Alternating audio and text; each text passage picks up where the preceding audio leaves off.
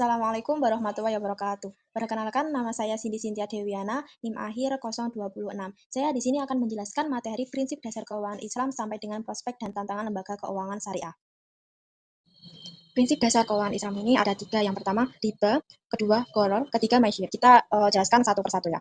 Pertama dulu, riba. Riba adalah tambahan yang tidak adil dalam transaksi seperti bunga utang. Dan di sini juga riba memiliki macam-macam. Macam-macamnya yaitu riba fard, artinya lebih, riba hordi, artinya utang, riba nasi'ah, artinya penundaan, dan riba sad, artinya serah terima. Yang kedua, gharar. Gharar adalah yaitu terjadi saat informasi transaksi tidak jelas atau bisa merugikan satu pihak. Dan yang ketiga ini maisir. Maisir ini tuh perjudian atau taruhan.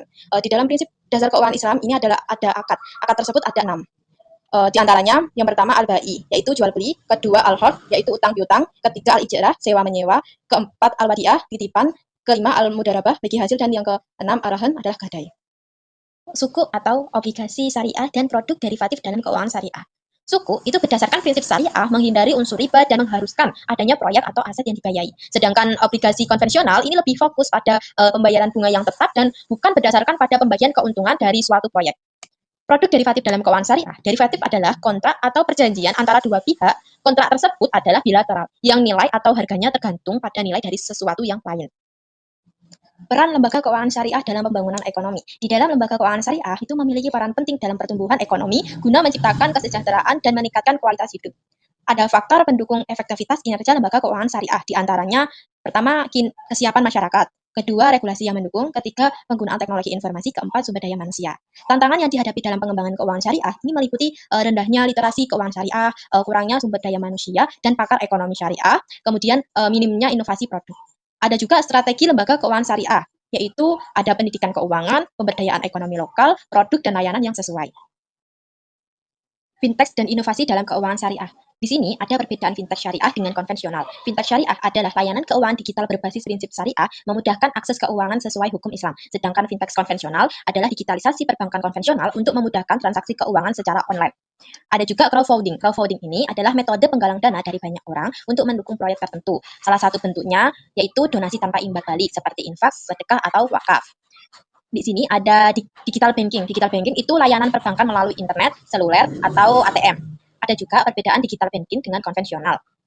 Yang pertama, bank digital syariah menggunakan akad syariah bagi hasil jual beli atau sewa. Sedangkan bank konvensional itu memakai sistem bunga. Kedua, produk digital syariah banking menawarkan pembiayaan, tabungan, dan deposito tanpa bunga. Sedangkan bank konvensional itu berbasis bunga.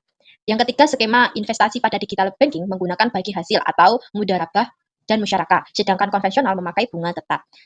Ada peluang fintech syariah di Indonesia. Terdiri dari dukungan OJK dan membuka pendaftaran resmi bagi perlu fintech syariah, dan teknologi memudahkan transaksi investasi dan donasi secara praktis. Tantangan dalam fintech konvensional yang berbasis syariah meliputi perizinan dan modal minimum yang ketat, minimnya pemahaman masyarakat terutama di pedesaan, dan persaingan teknologi yang semakin ketat. Etika dan tata kelola dalam lembaga keuangan syariah. Di dalam materi ini ada peran Dewan Pengawasan Syariah, etika bisnis Islam, dan juga pengertian dari GJG. Peran Dewan Pengawasan Syariah itu meliputi mengikuti fatwa DSN, merumuskan permasalahan yang memerlukan pengesahan DSN, dan juga melaporkan kegiatan usaha. Etika bisnis Islam dalam operasional lembaga keuangan syariah. Jadi etika adalah nilai dan moral yang membedakan benar dan salah. Dalam Islam dikenal sebagai akhlak. Etika bisnis mengatur perilaku baik dan buruk dalam dunia usaha. Pengertian GJG adalah sistem yang mengatur hubungan antara pemegang saham dan manajemen untuk mencegah penyimpangan. Prospek dan tantangan lembaga keuangan syariah. Analisis SWOT industri keuangan syariah adalah metode analisis dasar untuk mendeskripsikan kondisi perusahaan. Di dalam analisis SWOT ini terdiri dari kekuatan, kelemahan, peluang, dan juga ancaman. Kekuatan tersebut meliputi teknologi yang digunakan, kualitas produk yang baik, lokasi usaha yang strategis, dan hal lain yang membuat perusahaan lebih unggul dari pesaing. Kedua, kelemahan. Kelemahan ini mencakup penting untuk mengetahui kelemahan perusahaan dan melakukan perbandingan dengan pesaing untuk mengetahui kelemahan perusahaan secara objektif.